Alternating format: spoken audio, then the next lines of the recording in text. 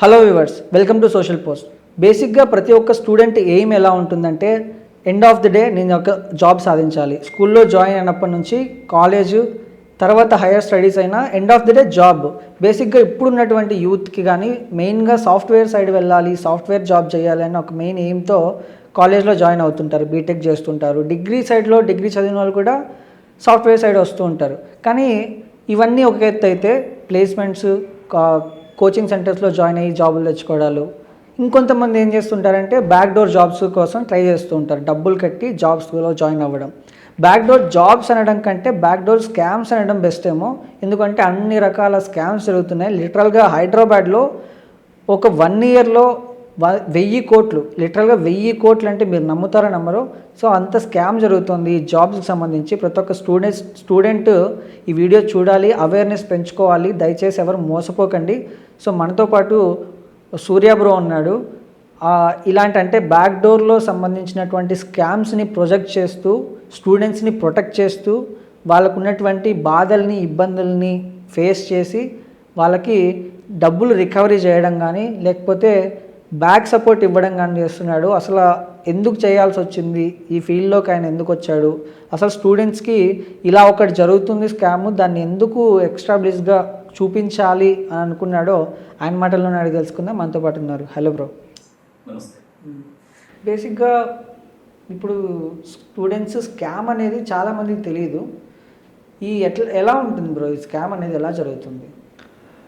రీసెంట్గా డిగ్రీలు బీటెక్లు కంప్లీట్ చేసి మనం ఐటీ జాబ్ చేయాలి, ఐటీ జాబే మన ఐడెంటిటీ అనుకొని ఎవరైతే కొత్తగా హైదరాబాదు ఎంటర్ అవుతారో వాళ్ళను మాత్రమే టార్గెట్ చేసి మీకు స్కిల్స్ కావాలి, ఐటీ జాబ్ కావాలంటే స్కిల్స్ కావాలంటే మా ఇన్స్టిట్యూషన్లో జాయిన్ అవ్వండి, మా ఇన్స్టిట్యూషన్లో జాయిన్ అవుతే 100% జాబ్ గ్యారంటీ, ఈ ఒక్క చిన్న మాట చూపించి 100% జాబ్ గ్యారంటీ అనే మాట చూపించి పిల్లల్ని ఆ ఇన్స్టిట్యూషన్లో జాయిన్ చేసుకొని వాళ్ళకు ఒక 2 months 3 months ఏదో స్కిల్ నేర్పించి ఆ తర్వాత జాబ్ ఇప్పిస్తామని ట్రై చేసి వాళ్ళకి జాబ్ రాకపోవడంతో బ్యాక్ డోర్కి వెళ్తారా మీరు, ఒక 2 lakhs 3 lakhs కడితే బ్యాక్ డోర్ జాబ్ ఇప్పిస్తాం అని మధ్యలో ఏజెంట్లు ఎంటర్ అవుతారు. కొన్ని కన్సల్టెన్సీ డైరెక్ట్గా ఎంటర్ అవుతాయి, కొన్ని కంపెనీసే డైరెక్ట్గా ఎంటర్ అవుతాయి వీళ్ళని వలైస్ పట్టుకోవడానికి.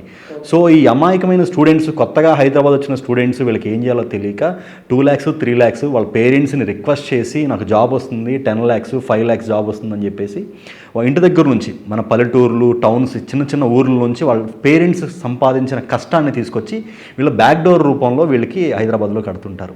వీళ్ళు కట్టిన తర్వాత first fake offer letters release చేస్తారు. ఒక 1 month 2 months చిన్న ట్రైనింగ్ అని చెప్పేసి ఒక హాఫ్ అమౌంట్ శాలరీగా వేస్తుంటారు.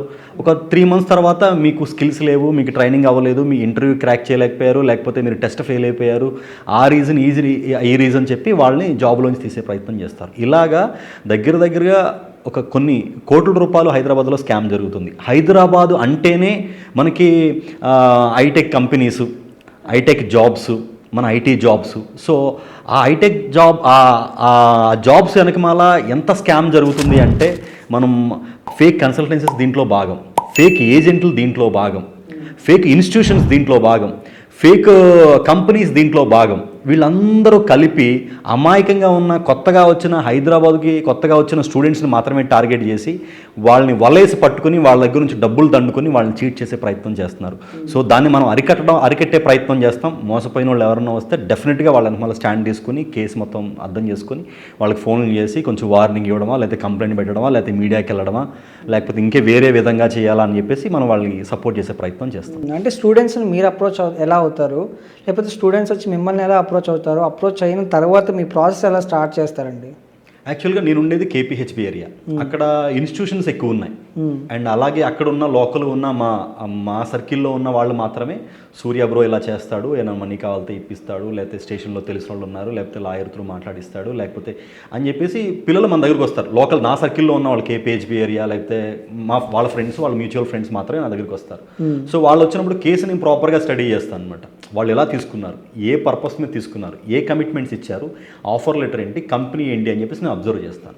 దానికి తగ్గట్టు నేను దానికి రెమెడీ చేసే ప్రయత్నం చేస్తాను. ఫస్ట్ నేను కంప్లైంట్ చేయాలా, లేకపోతే వాళ్ళతో ఒకసారి మాట్లాడాలా, వీళ్ళు ఏదైనా తప్పు చేశారా, వాళ్ళు ఏదైనా తప్పు చేశారా, మొత్తం అంతా అబ్జర్వ్ చేసిన తర్వాత నిజంగా వాళ్ళ తప్పు ఉంటే డెఫినెట్గా మనం కంప్లైంట్ పెట్టే ప్రయత్నం చేస్తాం, వార్నింగ్ ఇచ్చే ప్రయత్నం చేస్తాం, ఎక్స్పోజ్ చేసే ప్రయత్నం చేస్తాం, అవసరమైతే మీడియాకి వస్తాం. వాళ్ళు మనం వార్నింగ్లు ఇస్తే వాళ్ళు తిరిగి మనకు వార్నింగ్లు ఇస్తారు. సో అప్పుడు మనం లీగల్ సపోర్ట్ అంతా తీసుకుని మనం వాళ్ళ మీద మంచి ఫైట్ చేసి వాళ్ళకి డబ్బులు రికవర్ చేయడానికి సాధ్యమైనంత వరకు ఆ స్టూడెంట్కి, ఆ ఇన్నోసెంట్ స్టూడెంట్కి మనం సపోర్ట్ చేసే ప్రయత్నం చేస్తాం. సో వన్స్ ఈ ప్రాసెస్ ఎలా ఉంటుంది, లీగల్గా ఉంటుందా, లేకపోతే మీరు ఏం చేస్తారు? ఇప్పుడు ఒకరు మోసం చేశారు, ఒక స్టూడెంట్ మోసపోయాడు, సమ్ ల్యాక్స్, ఒక 2 lakhs 3 lakhs మోసపోయారు, ఎలా రికవర్ చేస్తారు దాన్ని? ఒక కంపెనీ కట్టి మోసపోతే కంపల్సరీగా ఎవరైతే కంపెనీ కట్టారో ఒకసారి మళ్ళీ సేమ్ అదే ప్రాసెస్ వాళ్ళు కంటిన్యూ చేస్తున్నారా, లేకపోతే ఇది ఒకటే జరిగిందా అనేది మనం స్టడీ చేస్తాం. తర్వాత వేరే వాళ్ళకి చెప్పి ఒక 3-4 ప్రొఫైల్స్ ఉన్నాయి, మీరు చేస్తారా అని మనం సేమ్ అనమాట, ఎలాగైతే ఈ స్టూడెంట్ కట్టాడో సేమ్ అలాగే మనం ఒక 2-3 లక్షలు కడతామని చెప్పేసి ఈ ప్రాసెస్ తెలుసుకుంటాం. వాళ్ళు నిజంగా బ్యాక్ డోర్స్ చేస్తున్నారు కన్ఫర్మేషన్ అయిన తర్వాత, ఎవరు చేస్తున్నారు, ఎవరెవరు ఉన్నారు, ఏ ప్రాసెస్ చేస్తున్నారు మొత్తం తెలుసుకున్న తర్వాత అప్పుడు అసలు మన స్టైల్ అనేది స్టార్ట్ అయింది. సో మీరు ఎలాంటి ఫ్రాడ్స్ చేస్తున్నారు, మా వాడు ఒకటి చీట్ చేయబడ్డాడు మీ ద్వారా, తనకు 2 లక్షలు ఇవ్వాలి, మీరు ఎలాగే చేస్తున్నారు, అర్జెంటుగా మీరు 2 లక్షలు ఇస్తారా, లేదంటే స్టేషన్కి వెళ్ళి కూర్చుంటాం, మిమ్మల్ని మీడియాకి వెళ్ళి ఎక్స్పోజ్ చేసే ప్రయత్నం చేస్తాం. మన స్టూడెంట్ ఒక్కడికే జరిగిందా, ఇంకెక్కువ మందికి జరిగిందా, మన తరపున ఉన్న వాళ్ళందరికీ కూడా మనం స్టాండ్ తీసుకునే ప్రయత్నం చేస్తాం. ఎక్కువ మంది ఉంటే, అంటే ప్రతి ఇన్స్టిట్యూషన్లో 1-2 కామన్గా జరగడం కామన్, ఎక్కువ మంది రిపీట్ అయిపోతుంది, వాళ్ళు ఇదే పనిగా పెట్టుకుని కోట్లు సంపాదిస్తున్నారు, పిల్లల్ని చీట్ చేస్తున్నారు అంటే కంపల్సరీగా వాళ్ళని స్టేషన్కి ఇన్ఫామ్ చేసే ప్రయత్నం చేస్తాం. తర్వాత లీగల్గా ఎలాంటి ప్రొసీజర్ తీసుకోవాలి, లేకపోతే మన సైబర్ క్రైమ్కి కంప్లైంట్ చేయడం, లేదంటే మన లేబర్ డిపార్ట్మెంట్కి కంప్లైంట్ చేయడం, లేకపోతే జిహెచ్ఎంసీకి కంప్లైంట్ చేయడం, లేకపోతే మీడియాతో కొలాబరేట్ అయ్యి దాన్ని ఎక్స్పోజ్ చేసే ప్రయత్నం చేస్తాం. సో మీరు వన్స్ ప్రొసీజర్ స్టార్ట్ అయింది, అతన్ని ట్రాప్ చేస్తారా, లేకపోతే ఎట్లా రికవర్ అవుతుంది మనీ? మామూలు కంపెనీస్ని ట్రాప్ చేయడానికి ఏమి ఉండదు, ఇండివిజువల్ ఏజెంట్స్ ఉంటారు. వాళ్ళు ఏం చేస్తారంటే కంపెనీకి వీళ్ళకి మధ్యలో ఉంటారు. 2 లక్షలు తీసుకుంటే వీళ్ళేమో 50,000 తీసుకుంటారు, 1,50,000 కంపెనీకి ఇస్తారు. సో మధ్యలో ఏజెంట్ని మనం పట్టుకుంటే, ఆయన పట్టుకోవాలంటే కంపల్సరీగా ట్రాప్ చేయాలి. సేమ్ ఇలాగే అనమాట. మా దగ్గర ఇంకొక వేరే వాళ్ళతో ఫోన్ చేయించి, మా దగ్గర ఒక 2 ప్రొఫైల్స్ ఉన్నాయి, చేస్తావా అని చెప్తే వాడు వస్తాడు, వాడితో మాట్లాడే ప్రయత్నం చేస్తాం. సో అప్పుడు వాడిని కూర్చోబెట్టి తీసుకెళ్ళి స్టేషన్లో కూర్చోబెడతాం. మెయిన్గా స్టూడెంట్స్ ఎక్కడ మోసపోతున్నారంటారు బ్రో? మ్యాథ్స్ ఈ ఇన్స్టిట్యూషన్స్ దగ్గరే మోసపోతుంటారు. మ్యూచువల్స్, ఫ్రెండ్స్, కొత్త వాళ్ళు పరిచయం అవుతారు. కొత్తగా వచ్చి హైదరాబాద్ వచ్చిన వాళ్ళకి కొత్తగా ఫ్రెండ్స్ పరిచయం అవుతుంటారు. వాళ్ళ త్రూ మాత్రమే మ్యాథ్స్ మోసపోతారు. వాళ్ళు వేరే కంపెనీలు కానీ లేకపోతే వేరే ఇన్స్టిట్యూషన్స్ కానీ పరిచయం చేస్తారు. సో వాళ్ళు ఏంటంటే 100% జాబ్ గ్యారంటీ, లేకపోతే ఇంకేదన్నా గ్యారంటీ అని చెప్పేసి పిల్లల్ని అక్కడ నష్టపోవడానికి మెయిన్ ఛాన్స్ అయితే ఇన్స్టిట్యూషన్ దగ్గరే ఛాన్సెస్ ఎక్కువ ఉన్నాయి. అండ్ ఫేక్ కంపెనీస్ ఎవరైతే పెట్టారో వాళ్ళు డైరెక్ట్గా ఈ కన్సల్టెన్సీస్ని, ఇన్స్టిట్యూషన్స్ని టార్గెట్ చేస్తారు. మీ దాంట్లో బ్యాక్ డోర్ ఎవరైనా జాయిన్ అయ్యే వాళ్ళు ఉన్నారా, ఉంటే మాకు ఇలాంటి వాళ్ళు కావాలని చెప్పేసి ఫేక్ కంపెనీ పెట్టిన వాళ్ళు వీళ్ళని డైరెక్ట్గా అప్రోచ్ అవుతారు. వీళ్ళు తెలుసో తెలియకో వీళ్ళు ప్రొఫైల్స్ తీసుకెళ్ళి వాళ్ళకి ఇచ్చేస్తారు. సో కన్క్లూజన్లో మోసపోయేది ఈ ఎంప్లాయీస్, మన స్టూడెంట్స్. సార్ అసలు మీకు ఎలా తెలిసింది ఇట్లా మోసపోతున్నారు, ఇలా బ్యాక్ డోర్ ఒక జాబ్స్ ఉన్నాయి, దీనివల్ల ఇంత స్కామ్ జరుగుతుందని అలా మీకు ఎలా తెలిసింది అది? అండ్ ఒక 3 years బ్యాక్ నేను కూడా ఒక మ్యూచువల్గా ఒక తెలిసిన పర్సన్ నాకు పరిచయం అయ్యాడు. ఇలాగే ఒక ఆర్గనైజేషన్ స్టార్ట్ చేస్తున్నాను నేను, నాకు ప్రాజెక్ట్ ఉంది అని చెప్పేసి నన్ను దాంట్లో ఇన్వాల్వ్ చేసే ప్రయత్నం చేశాడు. తర్వాత నేను అంత బిజీగా, నా బిజినెస్లో బిజీగా ఉండడం వల్ల ఎప్పుడన్నా వీక్లీ 1 or 2 మాత్రమే వెళ్ళేవాడిని. ఓకే. సో నేను వెళ్ళిన ప్రతిసారి ఒకసారి హెచ్ఆర్ మేనేజర్ అని పరిచయం చేసేవాడు, ఒకసారేమో ప్రాజెక్ట్ మేనేజర్ అని పరిచయం చేసేవాడు, ఇంకోసారేమో అదేంటి ప్రాజెక్ట్ హెడ్ అని పరిచయం చేసేవాడు. వెళ్ళిన ప్రతిసారి ఏదో రోజు నాకు అర్థం కాలేదు ఏం జరుగుతుందో ఇక్కడ. సో తర్వాత నాకు ఇంట్రెస్ట్ లేదు బాబు, నేను ఏంటి నువ్వు వెళ్ళినప్పుడు ఒకటి చెప్తున్నావు అంటే ఏదో ఒకటి చెప్పి నన్ను మేనేజ్ చేసే ప్రయత్నం చేసేవాడు.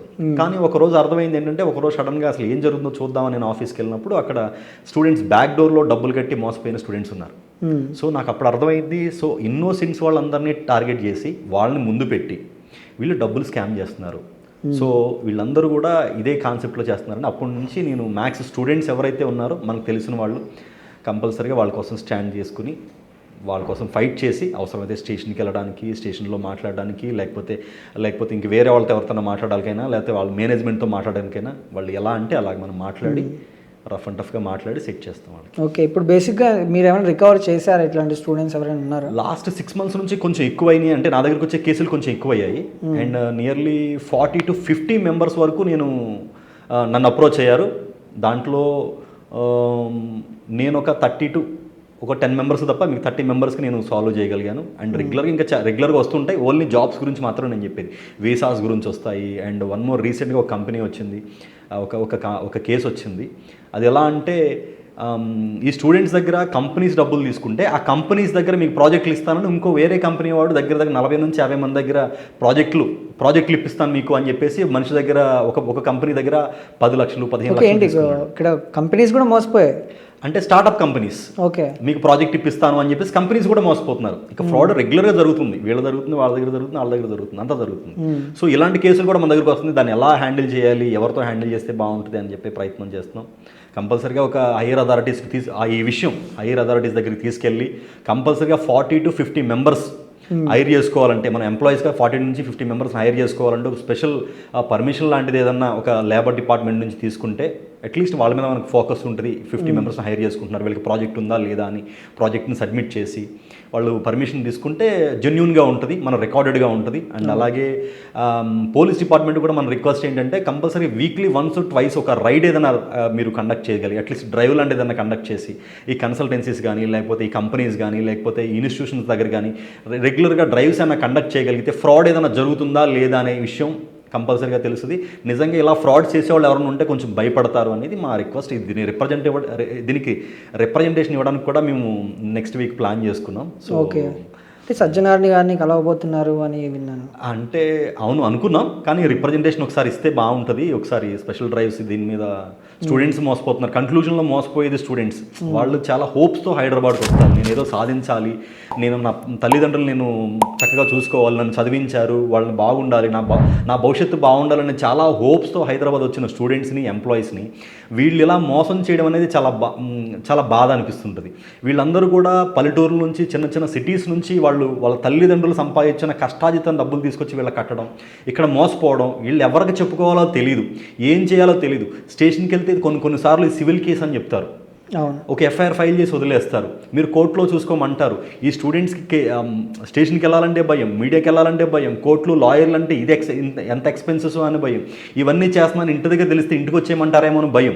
సో వీళ్ళ మీద చాలా భవిష్యత్తు మీద చాలా భయాందోళన ఎవరైతే గురవుతారో స్టూడెంట్స్ వాళ్ళందరూ కూడా చాలా ఇబ్బందికి గురవుతున్నారు. సో వాళ్ళందరూ కూడా మనం ఒక స్టాండ్ తీసుకుని మీ వెనకాల మేము ఉన్నాం, మీకోసం ఫైట్ చేస్తాం, మీకోసం స్టాండ్ తీసుకుంటాం అని చెప్పే ప్రయత్నం చేస్తాం. ధైర్యాన్ని ఇచ్చే ప్రయత్నం అయితే చేస్తాం ఫస్ట్.